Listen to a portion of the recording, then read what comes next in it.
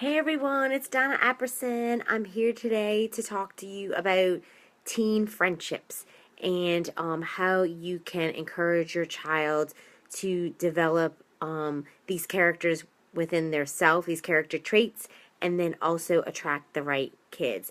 We want to make sure our kids aren't attracted to kids that are a bad influence.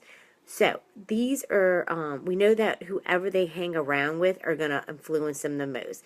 And Scott has always said to Anna, you can hang around kids as long as you're influencing them. But once they start influencing you, and he meant like in a negative way, then it's time to reevaluate those friendships. But we know that kids are going to shape depending on whether they're bad or good influence. So, and it could cause your kids' moral convictions to decay. So we are trying to teach them to be one of character, responsible, wise young adults. So these are some tips I have for you, and they're four. They're actually from a book called it's Passport to Purity. I got it from Focus on the Family.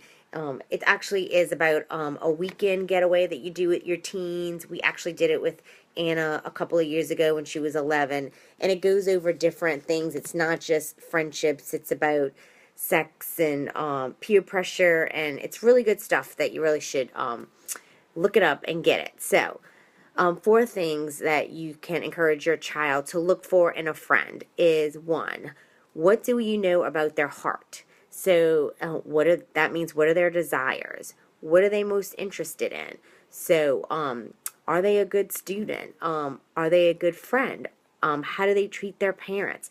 All those show things of somebody what their heart is like.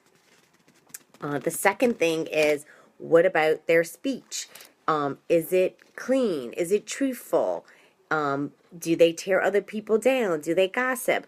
Of course, I always like to encourage Anna if I hear her. It's one thing to tell something that's happened about her, but when she starts to seem to gossip, I will encourage her not to do that. I'll say, well, let's say something positive, or if you're going to tell me about the child, that's fine, but let's not continue on, and let's just pray for them. The third thing is, where do their eyes look? So, what do they watch? What do they read? If they go on the internet, which most kids do, what kind of sites do they like to look at? So, all of that will affect their friends, and so in turn it's going to affect you, because they're going to be like, hey, look at this, or read this book, which I always want to check what Anna's reading, because she likes to read what her friends are reading. So I want to make sure it's stuff that's in line with what we believe in. A lot.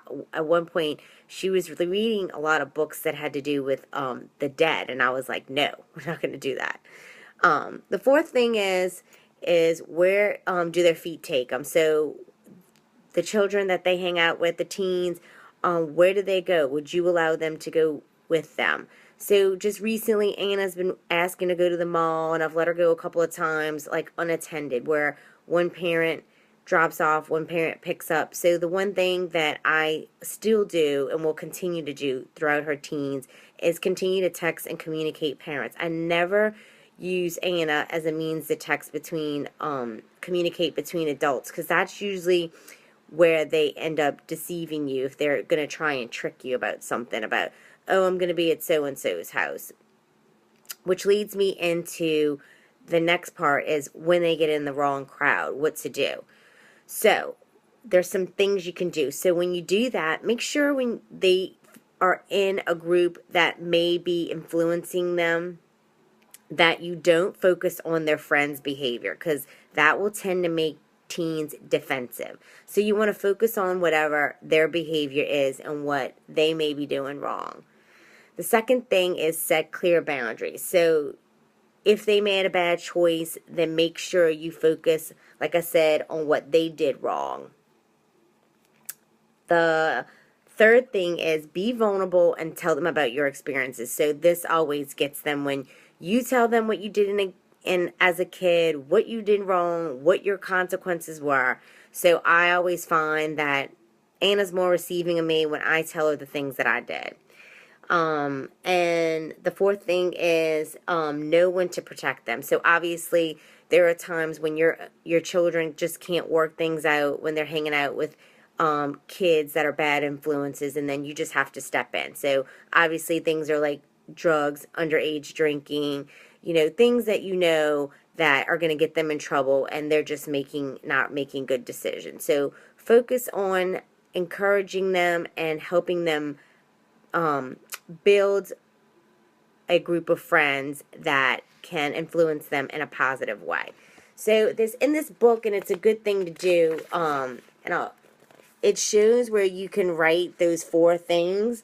So it's ideal friend, so heart, speech, eyes, and feet, and then it says me over here. So we want our kids to develop those things as well, so that way they can attract the kind of friends that they're developing themselves. And sometimes your children will attract bad influences, but it might be for a good reason. It might be because they are attracted to something in your child because it's a positive thing. So that would be great as we're developing our kids' character or helping them to. So I hope this has helped you. Tune in tomorrow because I'm going to be sharing some things about Scott and I have gone through a lot of stuff as we've been married for 17 years in May. So I'll share some things that have really helped us overcome it, and I look forward to seeing you. So have a great evening.